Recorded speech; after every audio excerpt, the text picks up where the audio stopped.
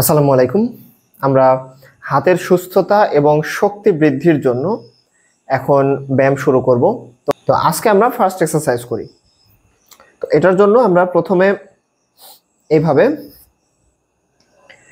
দুই হাত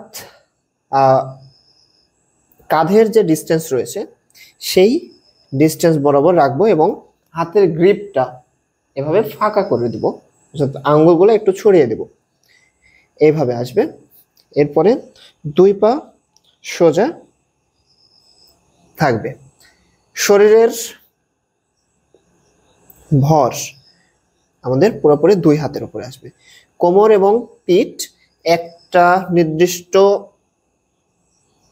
অ্যাঙ্গেলে রাখার চেষ্টা করব, সোজাসুজি রাখার চেষ্টা করব। মাথা দৃষ্টি সামনের দিকে থাকবে। এই পজিশনে আমরা কিছুক্ষণ সময় হোল্ড করব। আমরা 10 সেকেন্ড হোল্ড করতে পারি। 1 2 3 4 5 6 7 8 9 10। ওকে, এবার হাঁটু নিচে রাখবো, এভাবে চলে আসবো। এই অবস্থাতে বসে কিছুক্ষণ রিল্যাক্স করব। কিছুক্ষণ রিল্যাক্স করার পরে আমরা আবারও এটা 10 সেকেন্ড করব, তারপরে একটু রিল্যাক্স করে আবারও 10 সেকেন্ড করব, অর্থাৎ 10 10 10 আমরা 30 সেকেন্ডের একটা ব্যায়াম করব, একটা সিরিজ করব।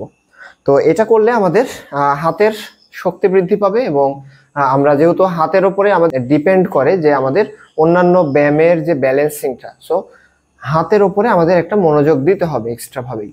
আমরা হাতের শক্তির জন্য এবং হাতের ফ্লেক্সিবিলিটি বাড়ানোর জন্য আমরা এই সামনে কয়েকটা দিন এটা শিখবো।